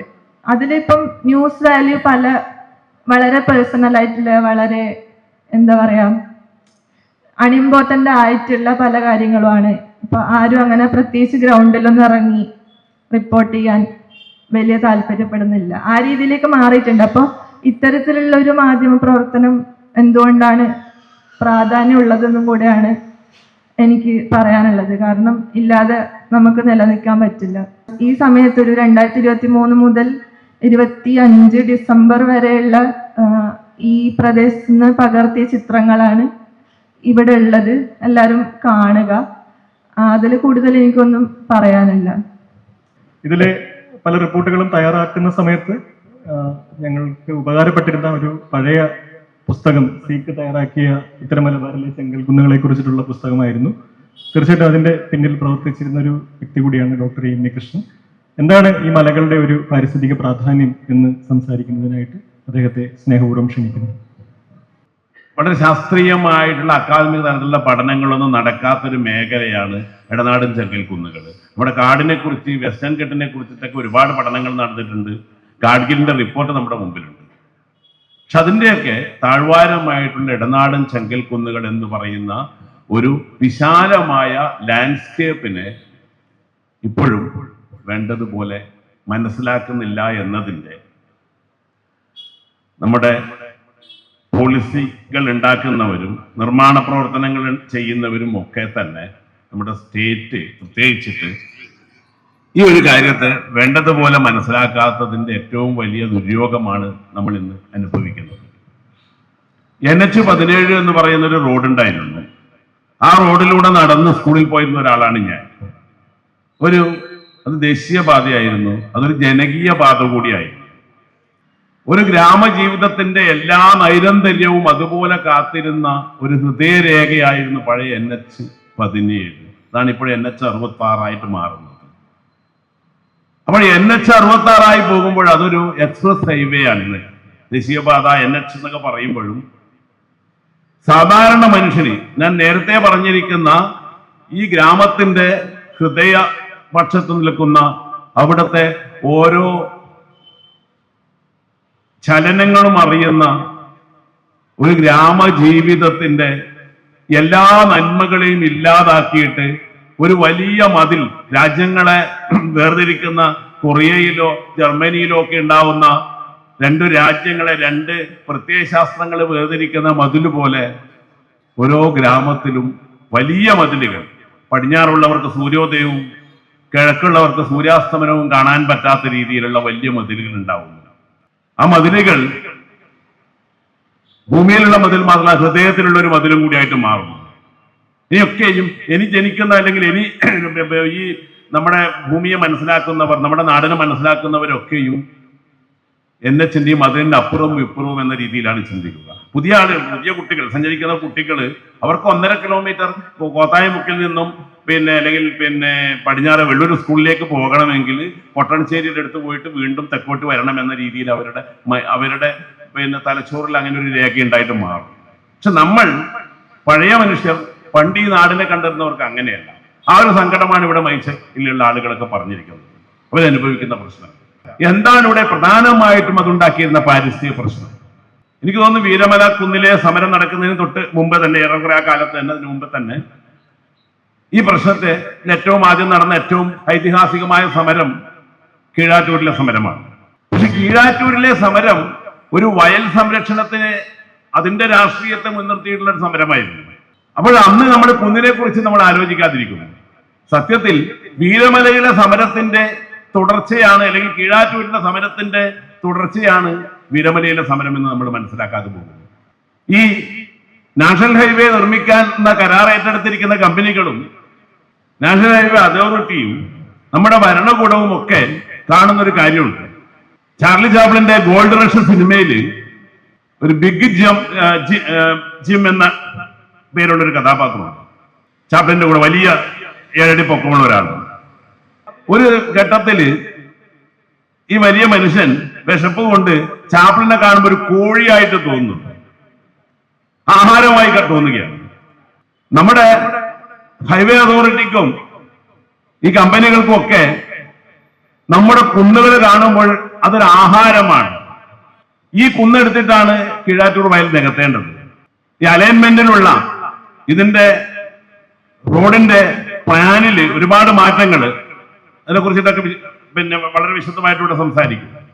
പക്ഷെ അതിൽ പ്രകടമായി കണ്ടിരിക്കുന്ന ഒരു സംഭവം, നമ്മൾ ഈ വളഞ്ഞു മൂക്ക് പിടിക്കുക എന്ന് പറയുന്നത് പോലെ ഇപ്പൊ നിലവിലുള്ള നമ്മുടെ NH-17, മുമ്പത്തെ NH-17 ഇടനാടും തീരപ്രദേശവും ചേരുന്ന അതിന്റെ പള്ളയിലൂടെയാണ് പോകുന്നത്. കാരണം തീരപ്രദേശത്തെ അപൂർവ സ്ഥലത്തെ തീരപ്രദേശത്തൂടെയാണെങ്കിലും ഈ കുന്നിന്റെ ഏറ്റവും തീരത്തോട് ചേരുന്ന ഭാഗത്താണ്. അതുകൊണ്ട് തന്നെ അധികം ഉയരമില്ലാത്ത, വലിയ കയറ്റങ്ങളില്ലാത്ത, നിർമ്മാണത്തിന് വേണ്ടിയിട്ട് വലിയ വസ്തുക്കൾ പുറത്തുനിന്ന് കൊണ്ടുവരാതെ ഉണ്ടാക്കിയ റോഡാണ്. കാരണം പഴയ കാലത്ത് ഇന്നത്തെ പോലെ JCB-കളും പിന്നെ വലിയ ലോറികളും ഒന്നും ഇല്ലാത്തൊരു കാലത്ത് വെറും മനുഷ്യ പ്രയത്നം കൊണ്ടാണ് ഈ റോഡ് ഉണ്ടാക്കിയിരിക്കുന്നത്. ഈ അടുത്ത കാലത്ത് ഒരു 20 വർഷം മുമ്പേ പാലത്തര പാലം കെട്ടിയപ്പോൾ ആ പുതിയ പാലത്തിന്റെ അടുത്തേക്കുള്ള റോഡ് ഉണ്ടാക്കിയപ്പോൾ അതിന്റെ പാർശ്വഭിത്തി കെട്ടിയിരിക്കുന്നത് കല്ലുകൊണ്ടല്ല, ഒരു പുക്കട്ട നമ്മൾ പറയുന്ന മണ്ണിന്റെ ഈ പുല്ലിന്റെ കട്ട കൊത്തിയെടുത്തിട്ടാണ് അത് ഉറപ്പിച്ചിരുന്നത്. ഏറ്റവും ശക്തമായിട്ട് ഇപ്പോഴും നിൽക്കുകയാണ്, ഒരു കല്ലിനും പറ്റാത്ത രീതിയിൽ. അത്തരം പരമ്പരാഗത രീതികളാണ് 20-25 വർഷം മുമ്പേ അവർ നമ്മുടെ റോഡ് നിർമ്മാണത്തിൽ സ്വീകരിച്ചിരുന്നത്. പക്ഷെ അവിടെയാണ് ഇടനാടൻ കുന്നുകൾ, എത്രയോ ഇടനാടൻ കുന്നുകൾ ലോറി കയറിയിട്ട് നികത്ത് വസ്തുവായിട്ട് ഈ റോഡിൽ പതിഞ്ഞിരിക്കുന്നു. അപ്പൊ ആ ഇടനാടൻ കുന്ന് എന്ന് പറയുന്നത് നമ്മുടെ വെള്ളത്തിന്റെ ഏറ്റവും വലിയ സ്രോതസ്സാണ്. ജലസ്തംഭമായിരുന്നു നമ്മുടെ ഇടനാടൻ കുന്നുകൾ. കേരളത്തിൽ 41 പുഴകളുണ്ട്. പടിഞ്ഞാറോട്ട് ഒഴുകുന്ന പുഴകൾ, 3 കിഴക്കോട്ടാണ് ഒഴുകുന്നത്. ഈ 41 പുഴകളിൽ 19 കണ്ണൂർ കാസർഗോഡ് ജില്ലയിലാണ് എന്ന കാര്യം നമ്മൾ പലപ്പോഴും മറന്നു പോകുന്നു. മാഹി പുഴ മുതൽ ഇങ്ങോട്ട് 19 പുഴകൾ, അതായത് പകുതി പുഴകളും കണ്ണൂർ കാസർഗോഡ് ജില്ലയിലാണ്. പുഴ എന്ന് പറയാൻ പറ്റില്ലെങ്കിലും ചെറുതോടുകളാണ് അതൊക്കെ. ഒരു പുഴ ഉണ്ടാവണമെങ്കിൽ 10,000 ചതുരശ്ര കിലോമീറ്റർ ആവാഹന പ്രദേശം വേണം. അപ്പൊ കേരളത്തിലെ 4.5 പുഴക്കുള്ള സ്ഥലം മാത്രമേ ഉള്ളൂ. അവിടെയാണ് 41 പുഴ. ഈ പറയുന്ന പുഴകളിൽ കുറച്ചെണ്ണം മാത്രമേ പശ്ചിമഘട്ടത്തിൽ നിന്ന് ഉത്ഭവിക്കുന്നുള്ളൂ. നമ്മുടെ കാര്യങ്കോട് പുഴയും വളരവട്ടണം പുഴയും പോലെയുള്ള ചന്ദ്രഗിരി പുഴയും ഒക്കെ വെസ്റ്റേൺ ഘട്ടിന്റെ ചില ഭാഗത്ത് നിന്ന് ഉത്ഭവിക്കുന്നതാണ്. മറ്റൊക്കെ ഇടനാടൻ കുന്നുകളിൽ നിന്നാണ്. മേഘാ കൺസ്ട്രക്ഷൻകാര് വെട്ടിയെടുത്തിരിക്കുന്നത് പോലെയുള്ള വീരമല കുന്നിനെ പോലെയുള്ള കുന്നുകളിൽ നിന്നാണ്. വീരമല കുന്ന് പോലെ ഒരു 10-15 വർഷം മുമ്പേ ഒക്കെ നമ്മൾ വീരമല കുന്നിലൂടെ പോകുമ്പോഴറിയാം, തൊട്ട് താഴെ കുളക്കപ്പാടമാണ്. കുളക്ക കണ്ടെന്ന് പറഞ്ഞാൽ 3-ാം വിളയെടുക്കുന്ന വയലാണ്. ഏത് വേനലിലും അവിടെ നിന്ന് ഊറ്റുവെള്ളം ഉണ്ടാവുമായിരുന്നു. ലോറികളൊക്കെ, നമ്മുടെ പാണ്ടി ലോറികളൊക്കെ അവിടെ നിർത്തിയിട്ട്, കർണാടകത്തു നിന്നും തമിഴ്നാട്ടിൽ നിന്നൊക്കെ വരുന്ന വലിയ നാഷണൽ പെർമിറ്റ് ലോറികളൊക്കെ നിർത്തിയിട്ട് അവിടെ നിന്ന് വെള്ളം കോരുകയും അവിടെ അവരുടെ ആവശ്യങ്ങളൊക്കെ ഉപയോഗിക്കുകയൊക്കെ ചെയ്യുന്ന, കുടിക്കുകയും ഭക്ഷണം പാകം ചെയ്യുന്ന നീറ്റ് ഉറവകൾ അവിടെ ഉണ്ടായിരുന്നു. ആ ഉറവകളിൽ ഉണ്ടാവുന്ന വെള്ളമാണ് യഥാർത്ഥത്തിൽ ഒഴുകുന്നത്. അതാണ് പൊളിച്ചിട്ടിട്ട് മാറ് പിളർത്തിയിട്ട് അവിടെ ഒഴുക്കി പോകുന്നത്. ആ വെള്ളത്തെ തടുത്ത് നിർത്താൻ വേണ്ടിയിട്ട് ചേരിക്കണ്ണി കൊണ്ട് ഉറവ അടക്കാൻ പറ്റില്ല. നമ്മൾ കിണറൊക്കെ കുഴിക്കുമ്പോൾ ഉറവ് വരുമ്പോൾ കുട്ടികളെ ഇങ്ങനെ അത് അടക്കാൻ വേണ്ടിയിട്ട് ചകിരിക്കണ്ണി വാങ്ങിക്കാൻ വേണ്ടി അടുത്ത വീട്ടിലേക്ക് വിടുമായിരുന്നു. അതിനടക്കാൻ വേണ്ടി ഈ വെള്ളം ഇങ്ങനെ ഒഴുകി വരില്ല. അപ്പം നമ്മളൊക്കെ പണ്ട് ഈ ചകിരി എടുക്കാൻ വേണ്ടി പോകുമായിരുന്നു. മുതിർന്നവരുടെ ഒരു വിനോദമായിരുന്നു അത്. അപ്പോൾ ഇതിനെ നേരത്തെ പറഞ്ഞതുപോലെയുള്ള സോയിൽ നൈലിംഗ് എന്ന് പറഞ്ഞിട്ടൊരു പരിപാടിയാണ് അവർ ഉപയോഗിച്ചിരിക്കുന്ന ഒരു ടെക്നോളജി. വലിയ കമ്പി കുഴലുകൾ അതിനകത്തേക്ക് അടിച്ചു കയറ്റിയിട്ട് അതിന്റെ മുകളിലേക്കൂടെ ഒരു കോഴിവലവില്ല, അതന്നെ ഉപയോഗിക്കുന്നില്ല, വെറും സിമെന്റ് പൂശും, ചാണകം തേക്കുന്ന പോലെ സിമെന്റ് പൂശും.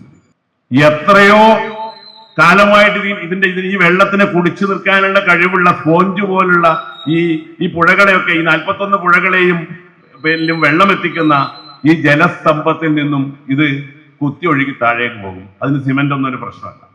ഇപ്പൊ ഇവിടെ ഏത് കെട്ടിക്കഴിഞ്ഞാലും തീർച്ചയായിട്ടും അതൊരിക്കലും സ്ഥിരമായി നിൽക്കില്ല. ഏക മാർഗം എന്ന് പറയുന്നത് ആകാശത്തിലൂടെയുള്ള പാതകൾ ഉണ്ടാക്കിയാണ്. അപ്പൊ അത് തന്നെ ചെയ്യേണ്ട സ്ഥലത്തല്ല ഇത് ചെയ്യുന്നത്. ഏറ്റവും വലിയൊരു തമാശ. കുപ്പം മുതൽ വലിയ ആകാശത്തിൽ നിന്നുള്ള പാതയാണ്. അതും ആ ഉള്ള കുന്നിനെ മുഴുവനും ഇടിച്ചിട്ട് ഉയരം കുറച്ചിട്ട് എന്നിട്ട് അവിടെ ആകാശപാത വരുന്നു. യഥാർത്ഥത്തിൽ ആകാശപാത വേണ്ട കീഴാറ്റൂർ എന്ന് പറയുന്ന വയലല്ല, അതൊരു പാലിയോ ചാനലാണ്. ആ വയലെത്തുമ്പോഴേക്കും എംബാങ്ക്മെന്റ് ആണ്. കാരണം കുപ്പത്ത് ഇടിച്ചിരിക്കുന്ന കുന്ന് കൊണ്ടിടാൻ വേണ്ടിയിട്ടുള്ള ഒരു വയലാണത്. ഇവിടെ നിന്നെടുത്ത് അവിടത്തേക്ക് പോവുക. നേരെ നമുക്കറിയാം, ഇപ്പോ ആകാശപാതയാണെങ്കിൽ കാര്യങ്കോട് മുതൽ കുപ്പം വരെയും തീരത്തിലൂടെ അല്ലെങ്കിൽ ഈ ഇടനാട് തുടങ്ങുന്നിടത്തേക്കൂടെയോ കുറച്ചൊക്കെ തീരദേശ വയലിലൊക്കെ മുകളിലൂടെ പോകാൻ പറ്റും. പക്ഷെ അങ്ങനെ പോകുമ്പോൾ ഈ റോ മെറ്റീരിയൽ ആയിട്ടുള്ള ചാപ്ലിൻ സിനിമയിലെ ആഹാരം പോലെയുള്ള ഈ കുന്നിനെ അവർക്ക് കിട്ടില്ല.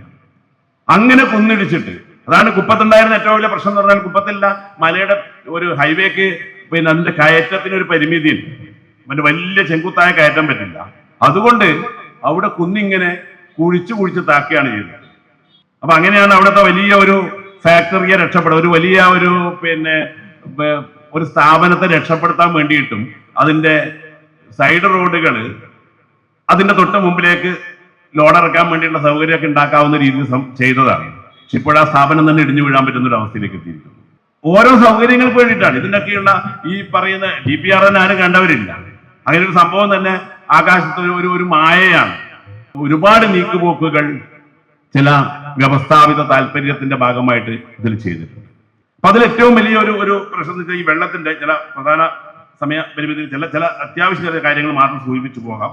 സമയം അനുവദിക്കുന്നുണ്ട്, നമുക്ക് വിശദമായിട്ട് പിന്നീട് പറയാം. ഇതിന്റെ മരമുറികൾ മാത്രം നോക്കുക. ഒരുപാട് നേരത്തെ പറഞ്ഞ നമ്മുടെ NH എന്ന് പറയുന്ന ഏറ്റവും കൂടുതൽ കൊറ്റില്ലങ്ങൾ ഉണ്ടായിരുന്ന നീർപക്ഷികളുടെ താവളങ്ങളൊക്കെ ആയിരുന്നു. അപ്പൊ എല്ലാ മരങ്ങളും മുറിക്കുകയാണ്, നീർപക്ഷികളുടെ താവളങ്ങൾ അതൊക്കെ പോയിരിക്കുകയാണ്. പ്രത്യേകിച്ചിട്ട് പഴയ സാമൂഹ്യ വനവൽക്കരണത്തിന്റെ ഭാഗമായിട്ട് ഈ നട്ടിരിക്കുന്ന ഈ മഴമരം ഉണ്ടല്ലോ, ഈ മഴമരങ്ങൾ പലതും നീർപക്ഷികളുടെ താവളമാണ്. ആൽമരങ്ങൾ ധാരാളമായിട്ടുണ്ടായിരുന്നു. ആൽമരം എന്ന് പറയുന്നത് ബനിയൻ ട്രീ എന്ന് പറയുന്നത് തന്നെ പണ്ട് ചന്ത ഉണ്ടാക്കാൻ വേണ്ടിയിട്ട് പിന്നെ ഗുജറാത്തിൽ നിന്നൊക്കെ വന്നിരുന്ന നമ്മുടെ പിന്നെ ബനിയ ഗോത്രത്തിലുള്ള നമ്മുടെ മഹാത്മാഗാന്ധിയുടെ ഒക്കെ ഗോത്രത്തിൽ പെടുന്ന ആളുകൾ, ഒരുപക്ഷെ ഇന്നത്തെ വാണിയ സമുദായത്തിന്റെ ഒക്കെ മുൻഗാമികളായിരിക്കണം മിക്കവാറും ഈ പറഞ്ഞ ചന്തകളൊക്കെ ഉണ്ടായിരിക്കുന്നത്. അവരൊക്കെ കൊണ്ട് നട്ടതാണ്. കാരണം നമ്മുടെ ആൽമരം എന്ന് പറയുന്ന പിന്നെ ബനിയൻ ട്രീ നമ്മുടെ വെസ്റ്റേൺ ഘട്ടിലെ സ്വാഭാവിക സ്പീഷീസേ അല്ല. അരയാലും ആലും രണ്ടും നമ്മുടെ വെസ്റ്റേൺ ഘട്ടിൽ ഇല്ലാത്തതാണ്. 10-30 തരം ആലുകൾ നമ്മുടെ വെസ്റ്റേൺ ഘട്ടിലുണ്ടെങ്കിലും പിന്നെ പേരാലും അരയാലും ഇല്ല. ഇത്തരം അരയാലുകൾ ആ കാഞ്ഞങ്ങാടൊക്കെ മുറിച്ചിരിക്കുന്ന ആലുകൾ നമുക്കറിയാം. ചന്തകൾ എന്ന് പറയുന്നൊരു സംഭവങ്ങൾ പൂർണ്ണമായിട്ട് പോയിരിക്കുകയാണ്. അപ്പൊ അങ്ങനെ ഈ മുറിക്കുന്ന മരങ്ങൾക്ക് പകരം മരം നട്ടുപിടിപ്പിക്കുക എന്ന് പറയുന്നത് ഇതിന്റെ ഭാഗമായിട്ട് വേണ്ടതാണ്. 74,821 മരങ്ങളാണ് ഔദ്യോഗികമായിട്ട് മുറിച്ചിരിക്കുന്നത്. അപ്പൊ അതിന്റെ 10 ഇരട്ടി മരം വെച്ച് പിടിപ്പിക്കുന്ന പറയാം. ഈ പുതിയ NHന്റെ ഏതിന്റെ മുകളിലാണ് നമ്മൾ മരം വെച്ച് പിടിപ്പിക്കുക? അപ്പോൾ പുതിയ നിയമപ്രകാരം അവിടെ വെച്ചിട്ടെങ്കിൽ എവിടെയെങ്കിലും വെച്ചാൽ മതി. നമ്മൾ ഈ ഭണ്ണാരം പൊളിക്കുമ്പോൾ ദൈവത്തിന്റെ അത്യാവശ്യം പൈസ ഇല്ലെങ്കിൽ ദൈവത്തിന്റെ ഭണ്ണാരം പൊളിക്കാന്നാണ്. ഭണ്ണാരത്തിന് ദൈവത്തിന് വെച്ച പൈസ എടുക്കാം, എപ്പോഴെങ്കിലും അവിടെ കൊടുത്താൽ മതി എന്ന് പറയുന്നുണ്ട്. അതുപോലെ എവിടെയെങ്കിലും നട്ടാൽ മതി ഈ മരം. അപ്പൊ ഈ മരം നടുന്നത് ഏതെങ്കിലും സ്കൂളിലോ ഏതെങ്കിലും പാർക്കിലോ ഒക്കെ നട്ടാൽ മതി. എന്നിട്ട് പോലും ഇതുവരെ അതിന്റെ ചെറിയൊരു 15,540,000 മരമാറ്റാണ് പാകം നട്ടിരിക്കുന്നത്. 1,55,000 മരങ്ങളാണ് നട്ടിരിക്കുന്നത്. അപ്പൊ ഇപ്പോഴും അതിനുശേഷം 1 വർഷത്തെ മുമ്പത്തെ കണക്കാണ്. അപ്പൊ ഇപ്പോഴും മരം നടുന്നുണ്ടോ? ഈ നടുന്നൊക്കെ ഈ പിന്നെ പണം ഉപയോഗിച്ചിട്ട് എവിടെയൊക്കെ നടുന്നുണ്ടാവും. പക്ഷെ അതുകൊണ്ട് ഹൈവേയുടെ ചുറ്റുമുള്ള ആളുകൾക്കും അതിലൂടെ പോകുന്ന ആളുകൾക്കും എന്താണ് കിട്ടുന്ന പ്രയോജനം? പിന്നെ ഈ നേരത്തെ പറഞ്ഞ വെള്ളത്തിന്റെ കെട്ടി നിൽക്കുന്നതിന്റെ കാര്യം എന്ന് പറയുന്നത്, ഇപ്പൊ കുപ്പത്ത് നമ്മൾ കണ്ടിരുന്നു. കുപ്പത്ത് വലിയൊരു 1 കിലോ ഒരു ചതുരശ്ര പിന്നെ ഏകദേശം 1 ഏക്കറിൽ കൂടുതൽ വിസ്തീർണമുള്ള ഒരു തടാകം തന്നെ ഉണ്ടായിട്ടുണ്ട്. അതെന്തുകൊണ്ടെന്ന് വെച്ച് കഴിഞ്ഞാൽ ഈ പറയുന്ന മണ്ണിന്റെ ഒരു പ്രത്യേകതയാണ്. ഈ മണ്ണ് എന്ന് പറയുന്നത് ഇപ്പൊ നേരത്തെ ഇവിടെ മൃദുല ഇവിടെ പിന്നെ ഫോട്ടോയുടെ കൂടെ ഈ ഫോസിൽ ഒക്കെ വെച്ചിട്ടുണ്ട്. വീരമലക്കുന്നിലെ ഫോസിലാണ്. വീരമലക്കുന്ന് എന്ന് പറയുന്നത് 2.25 കോടി വർഷം മുമ്പേ രൂപപ്പെട്ടു വന്ന ഒരു മലയാണ്. മനുഷ്യൻ ഉണ്ടായിട്ട് ഹോമോസാപ്പിയൻസ് എന്ന് പറയുന്ന ആധുനിക മനുഷ്യൻ 2 ലക്ഷത്തിന്റെ അടുത്തും വർഷം മാത്രമേ ആയിട്ടുള്ളൂ ഉണ്ടായിട്ട്. ഈ വീരമലക്കുന്ന് 1 കൊല്ലം കൊണ്ട് മുഴുവനായിട്ട് മാന്തി പിളർന്നിട്ട് അതിന്റെ ഹൃദയം കാണിച്ചിരുന്ന മനുഷ്യൻ ജനിച്ചിട്ട് അത്രേ വർഷമുള്ളൂ. മനുഷ്യൻ രൂപപ്പെട്ടിട്ട്, മനുഷ്യൻ പരിണമിച്ചിട്ട്.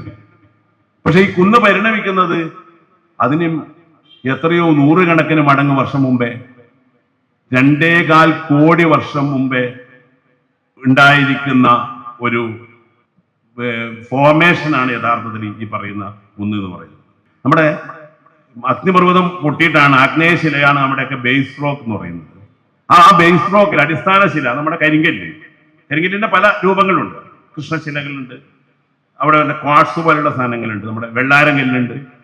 ഈ കരിങ്കല്ല് കുറെ കാലം കൊണ്ട് അതിൽ അയൺ റിച്ച് ആയിട്ടുള്ള അല്ലെങ്കിൽ അലുമിനിയം റിച്ച് ആയിട്ടുള്ള കരിങ്കല്ലിന്റെ അതിന്റെ സംയുക്തങ്ങൾ കാപ്പിലറൈസേഷൻ എന്ന് പറഞ്ഞ പ്രോസസ്സിലൂടെ മണ്ണെണ്ണ വിളക്കിന് തിരിയിലേക്കൂടെ മണ്ണെണ്ണ കയറുന്നത് പോലെ കയറി മുകളിലേക്ക് വന്നിട്ടുണ്ടാവുന്ന അവസാദങ്ങളാണ് നമ്മുടെ ചെങ്കല്ല്, നമ്മുടെ ചെത്തുകല്ല്.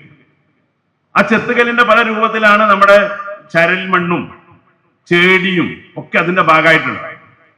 അപ്പൊ ഈ സാധനമാണ് നമ്മുടെ ഫില്ലിംഗ് മെറ്റീരിയൽ എന്ന് പറയുന്നത്. ചെളി കുറെ സ്ഥലത്ത് ക്ലേ ആണ്. അത്തരം ക്ലേയകത്ത് ഈ പുഴ കൊണ്ടിട്ടിരിക്കുന്ന, അന്ന് അവിടെ കടലായിരുന്നു, കടലിൽ പുഴ കൊണ്ടിട്ടിരിക്കുന്ന, കടൽ പിന്നീട് നീങ്ങിയതാണ്. അപ്പൊ ആ കടലിൽ കൊണ്ടിട്ടിരിക്കുന്ന സ്ഥലത്ത് അന്ന് പതിച്ചിരുന്ന 2 കോടി വർഷം മുമ്പേ പതിച്ചിരിക്കുന്ന മരങ്ങളുടെയൊക്കെ കമ്പുകളുടെ മുകളിൽ എത്രയോ കാലം കൊണ്ട് രൂപപ്പെട്ടു വന്ന, ഇവിടെ ഈ ചെറിയ ഇല്ലിക്കമ്പ് പോലുള്ള ചില ഭാഗങ്ങൾ ഇത് കാണാം, ചെറിയ ഫോസിലിന്റെ അംശമാണ്. പക്ഷെ അതിന് കാണുമ്പോൾ ഇല്ലിക്കൊമ്പിന്റെ വെയിറ്റ് അല്ല, ചിലപ്പോൾ 50-100 ഗ്രാമൊക്കെ ഉണ്ട്, ഇരുമ്പിന്റെ ഒക്കെ കനമാണ്. അപ്പൊ അങ്ങനെ ഫോസിലൈസ് ചെയ്യപ്പെടുന്ന കുന്നാണ് എത്രയോ കാലമായിട്ട്. അതിന് വേറെ ചില അപകടങ്ങളും കൂടിയുണ്ട്. ഇങ്ങനെ ഈ കുന്നുകളൊക്കെ ഇപ്പൊ പുതിയ രോഗങ്ങളൊക്കെ വരുന്നുണ്ടല്ലോ, കൊറോണയുടെ ഉത്ഭവം ഏതാണെന്ന് ചോദിക്കുന്നവരെ. അതാണ് ഞാൻ നേരത്തെ മുതലോട് പറഞ്ഞിരിക്കുന്നത്. ഈ ഫോസിലൊക്കെ തൊടുമ്പോഴൊക്കെ ശ്രദ്ധിക്കണം. വളരെ ശാസ്ത്രീയമായ തൊടുമ്പോൾ കയ്യിൽ ഗ്ലൗസ് ഒക്കെ വേണം. നമ്മളത് അറിയാതെ തൊടുന്നു, അത് കഴിഞ്ഞ് നമ്മൾ പഴംപൊരിയും തിന്നു. കാരണം 2 കോടി വർഷം മുമ്പേ ഉള്ള ഒരു സൂക്ഷ്മാണു ചിലപ്പോൾ അതിൽ ഉണ്ടായേക്കാം. ഈ കിളച്ചിരിക്കുന്ന ഇവിടുന്ന് ഒഴുകി വരുന്ന വെള്ളം നമ്മുടെ മാടായിപ്പാറയിലെ സമരത്തിലൊക്കെ പങ്കെടുത്തവരാകുമ്പോൾ അവിടുത്തെ കുളങ്ങളിലും കിണറുകളിലും ഒക്കെ ഉള്ള വിഷദ്രാവകത്തെ കുറിച്ചിട്ട്, അവിടുത്തെ കുടിവെള്ളം മുട്ടിയതിനെ കുറിച്ച് നമ്മൾ എത്രയോ ചർച്ച ചെയ്തതാണ്. യഥാർത്ഥത്തിൽ ഈ വീരമലർ കുന്നിൽ നിന്ന് ഏറ്റവും ശുദ്ധമായ വെള്ളം അവിടുത്തെ താഴ്വാരങ്ങളിലേക്ക് ഒഴുകിയിരുന്ന ആ കുന്നിൽ നിന്നും 2 കോടി വർഷം മുമ്പത്തെ മണ്ണിനെ ഇളക്കി മറിക്കുമ്പോൾ ഒഴുകിപ്പോകുന്ന വെള്ളത്തിൽ എന്തൊക്കെ മാരകമായ വസ്തുക്കൾ, എന്തൊക്കെ പാലിയോ ബാക്ടീരിയകൾ ഉണ്ട് എന്നും ആരും പഠിച്ചിട്ടില്ല. അതൊന്നും നമ്മുടെ വികസനത്തിന്റെ കണ്ണിൽ പെടുന്ന കാര്യങ്ങളേ അല്ല.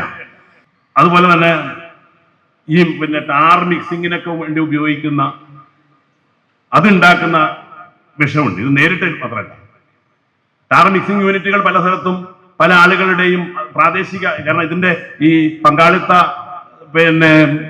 മുതലാളിത്തത്തിന്റെ ചില പങ്കുപറ്റലുകൾ ഉണ്ടല്ലോ. അപ്പൊ അതിന്റെ ഭാഗമായിട്ട് മിക്സിംഗ് യൂണിറ്റുകൾ പല പല സ്ഥലങ്ങളിലുണ്ട്. ഇപ്പൊ പെരിയയിൽ ഉള്ള ആളുകൾ അതിനെതിരെ സമരം ചെയ്തിരുന്നു. പെരിയയില് ഈ മീങ്ങോത്തുള്ള ഈ വെള്ളം, മിക്സിംഗ് യൂണിറ്റിലെ വെള്ളം മുഴുവൻ ചിത്താരിപ്പുഴയിലേക്ക് ഒഴുക്കുന്നതിനെതിരായിട്ടുള്ള അവിടുത്തെ പ്രാദേശിക ചെറുത്തുനിൽപ്പുകൾ ഉണ്ടായി. അവരവിടുത്തെ വെള്ളമൊക്കെ പരിശോധിച്ചപ്പോൾ ലിറ്ററിൽ 4500 മില്ലിഗ്രാം അമോണിയ ഉണ്ട് എന്നാണ് പറയുന്നത്. ലിറ്ററിന് 0.5 അര മില്ലിഗ്രാമാണ് അനുവദനീയം. 1 ലിറ്ററിൽ 1/2 മില്ലിഗ്രാം അമോണിയാണ് അനുവദനീയം എന്ന് പറയുന്ന കണക്ക്. അതിലാണ് 4500 മില്ലിഗ്രാം അമോണിയ ഉണ്ട്.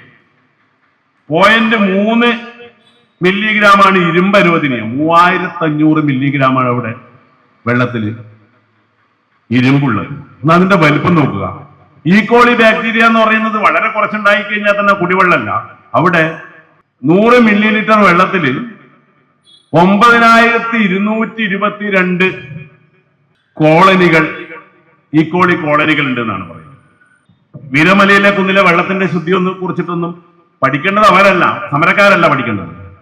അവിടുത്തെ നമ്മുടെ സിസ്റ്റത്തിന്, നമ്മുടെ ആരോഗ്യ വകുപ്പിന്, പഞ്ചായത്തിനൊക്കെ അതിന്റെ ദൗത്യമുണ്ട്. അവരുടെ നിയോഗമാണത്. പക്ഷെ അവരൊന്നും ആരും ചെയ്യുന്നില്ല. ഇത് അറിഞ്ഞു കഴിഞ്ഞാൽ ഇങ്ങനെയുണ്ടല്ലോ, നമ്മളെ വെള്ളം മോശമാണെന്ന് തോന്നി നമ്മൾ പരിശോധിച്ചിട്ട് ഈക്കോളി ഉണ്ടെങ്കിൽ പ്രശ്നം, പിന്നെ ഇവിടുന്ന വെള്ളം കുടിക്കുക, അതിനേക്കാൾ ഉള്ളത് കുടിക്കുക എന്നില്ലാണ് ഏറ്റവും നല്ലതെന്ന് പറയുന്ന അവസ്ഥയാണ്. മഴയും വെള്ളം ഇനിയും ഉണ്ടാവും, മഴയൊന്നും മുടങ്ങിപ്പോകുന്നില്ല. പക്ഷെ ഈ മഴ പെയ്യുമ്പോൾ, ആദ്യത്തെ മഴയിൽ ഈ ഭാഗങ്ങളിലൊക്കെ ആളുകൾ ഈ കാറൊക്കെ ഉപയോഗിക്കുന്ന, വെളുത്ത കാറൊക്കെ ഉള്ളവർക്ക് അറിയാം. വീട്ടിൽ പോയി നോക്കുന്ന സമയത്തായിരിക്കും നിങ്ങളുടെ വണ്ടികൾ മുഴുവനും ചുവന്ന നിറത്തിലുണ്ടാവും. ഇതെങ്ങനെയാണെന്ന് ആർക്കും പിടികിട്ടില്ല. കാരണം ഒരു മഴ പെയ്യുമ്പോൾ ഇപ്പോൾ ഏത് സ്ഥലത്തും, റോഡിനടുത്തൊന്നല്ല, എല്ലാ സ്ഥലങ്ങളിലും ആസിഡ് ട്രെയിൻ പോലെ ഇപ്പോൾ ചെമ്മണ്ണ് കലർന്ന, ചെമ്മണ്ണ് മാത്രമല്ല പലതരം പൊടികളുള്ള വെള്ളമാണ്. അതാണ് നേരത്തെ പറഞ്ഞ രോഗത്തിന്റെ കാര്യമൊക്കെ പറഞ്ഞിരിക്കുന്നത്. ഈ 41 പുഴകളെ പോലെ തന്നെ 19 പുഴകൾ ഒഴുകുന്നത് പോലെ തന്നെ ഒരുപാട് വയൽത്തോടുകളുണ്ട്. ഞാൻ പറഞ്ഞു നിർത്താം. നമ്മൾ ഈ 41 പുഴകളിലും വെള്ളം എത്തിക്കുന്നതൊന്നും വലിയ കാട്ടിൽ നിന്നോ കാവിൽ നിന്നോ ഉള്ള വെള്ളം പോലുമല്ല. നമ്മുടെ നെൽകൃഷിയിടങ്ങളിൽ നിന്നുള്ള മനുഷ്യനുണ്ടാക്കിയിരിക്കുന്ന തോടുകളുണ്ട്, വയൽത്തോടുകൾ എന്നാ പറയുക. ഈ വയൽത്തോടുകളിൽ നിന്നുള്ള വെള്ളമാണ്. ആ വയൽത്തോടുകളെ സമൃദ്ധമാക്കാൻ നെൽവയലുകൾ ഇപ്പം ഇല്ലാതായിരിക്കുന്നു. പക്ഷെ ആ നെൽവയലുകൾ ഒഴുകിയിരിക്കുന്ന, പണ്ട് വയൽത്തോടിലൂടെ ഒഴുകിയതുപോലെ, വയൽത്തോടിലേക്ക് ഒഴുകിയതുപോലെ വെള്ളിപ്പോഴും ഒഴുകുന്നുണ്ട്. ഇപ്പൊ വെള്ളൂരിൽ തന്നെ ജനതയുടെ ഉപ്പാരം കണ്ണാട്ടന്റെ പീടിക എന്ന് പറയുന്നത്, നമ്മുടെ പഴയ കണ്ണാട്ടന്റെ വീടിന് മുമ്പിൽ ഒരു ഓവുചാലുണ്ടായിരുന്നു. ഓവുപാലം എന്ന് പറയുന്നത് നമ്മള് കലുങ്ക് എന്നൊക്കെ പറയുന്ന. അപ്പൊ ആ കലുങ്ക് എന്ന് പറയുന്ന ഓവുപാലം എന്ന് പറയുന്നത് യഥാർത്ഥത്തിൽ പഴയ NH ധാരാളമായിട്ടുണ്ടായിരുന്നു. അവിടെ രവിമാഷർ അവിടെ പെരിയാരത്തെ 2 ഓവുപാലുകളുടെ അടുത്ത് ഇപ്പം സമരമൊക്കെ ചെയ്ത് 1 ഓവുപാലാണുള്ളത്. അവിടെ വെള്ളക്കെട്ടാണ്. വെള്ളൂരിൽ ഏറ്റവും വലിയ വെള്ളക്കെട്ടാണ് വെള്ളൂർ സ്കൂളിന്റെ അടുത്ത്. കാരണം ഈ ഓവുപാലങ്ങളൊന്നുമില്ല. ഇപ്പൊ ഓവുപാലങ്ങളേ ഇല്ല. ഇപ്പോൾ ഒരിക്കലും കിഴക്കിൽ നിന്നുള്ള വെള്ളം പടിഞ്ഞാറേക്ക് പോകാനുള്ള ഒരു വഴിയും പുതിയ റൂട്ടിലില്ല. ഉള്ളത് ഡ്രെയിനേജ് പോലെ ഉള്ളിരിക്കുന്നത് അവരുടെ റോട്ടിൽ വീഴുന്ന വെള്ളത്തിന് അടുത്ത ഏതെങ്കിലും കേന്ദ്രത്തിലേക്ക് പുറത്തേക്ക് വിടാനാണ്. അല്ലാതെ ഇപ്പുറത്തുള്ള വെള്ളത്തെ അപ്പുറത്തേക്ക് വിടാനുള്ള ഒരു വഴിയും ഇവിടെ ഈ റൂട്ടിൽ എവിടെയും ഇല്ല. അപ്പൊ ഇതൊക്കെ ഉണ്ടാക്കുന്ന പ്രശ്നങ്ങൾ ഇപ്പോഴും 2-3 വർഷം കഴിയുമ്പോഴേക്കാണ് ഇതിന്റെ ഒരു സ്ഥിരത അറിയുക. ഒരിക്കലും പരിഹരിക്കാൻ പറ്റാത്ത, പിന്നീട് ആരും റോഡൊന്നും പൊളിക്കാൻ പോകുന്നില്ലല്ലോ. അപ്പൊ അത്തരത്തിലുള്ള ഒരുപാട് പ്രശ്നങ്ങൾ ഉണ്ടായിക്കൊണ്ടിരിക്കുന്നുണ്ട്. NH-66 എന്നൊരു ഹൈവേ വേണ്ട എന്ന് ഇവിടെ ആരും പറയുന്നത്. തീർച്ചയായിട്ടും നമുക്ക് നല്ല റോഡുകളൊക്കെ വേണ്ടി വരും. പക്ഷെ ഇനിയിപ്പം വരാൻ പോകുന്നത് എല്ലാ സ്ഥലത്തും ഇപ്പം എംബാങ്ക്മെന്റ് എന്ന് പറഞ്ഞിട്ട് ഈ ഇടനാട് കുന്നുകൾ ഇടിച്ചിട്ട് ഉണ്ടാക്കിയിരിക്കുന്ന ഈ 10-20 മീറ്റർ ഉയരമുള്ള സ്ഥലങ്ങളുണ്ടല്ലോ, ഇതൊക്കെയും ചതുപ്പുകളിലാണ്. നേരത്തെ പറഞ്ഞ കീഴാറ്റൂർ വയലെന്ന് പറയുന്നത് തന്നെ ഒരു പാലിയോ ചാനലാണ്. നേരത്തെ പറഞ്ഞ ലക്ഷക്കണക്കിന് വർഷം മുമ്പ് ഒരു പുഴയായിരുന്നു. ഈ മയിച്ച കുന്ന്, വീരമല കുന്ന് എന്ന് പറയുന്നത് ഇന്നത്തെ കാര്യംകോട് പുഴ, അതിന്റെ തൊട്ടടുത്ത് മയിച്ചപ്പുഴ എന്ന് പറഞ്ഞ ചെറിയൊരു പുഴയുണ്ട്, ഒരു നാഥനില്ലാത്ത പുഴ. തുടക്കം എന്ന് പറയുന്നത് ഈ പുഴയിൽ നിന്ന് തുടങ്ങിയിട്ട് ഇതേ പുഴയിൽ തന്നെ ഈ അമ്മയുടെ കയ്യിൽ നിന്ന് കുട്ടികൾ ഇങ്ങനെ വിട്ടുപോയിട്ട് വീണ്ടും കൂടുന്നത് പോലെ ഇവിടെ നിന്ന് ഈ പുഴയിൽ നിന്ന് മാറിയിട്ട് വീണ്ടും പുഴയിൽ ചേരുന്ന ഒരു മയിച്ച പുഴയുണ്ട്. ഈ മയിച്ച പുഴ പണ്ട് ഒഴുകിയിരുന്ന ഒരു പുഴയുടെ, ഒരു പ്രാചീന നദിയുടെ ഒരു അവശേഷിപ്പാണ്.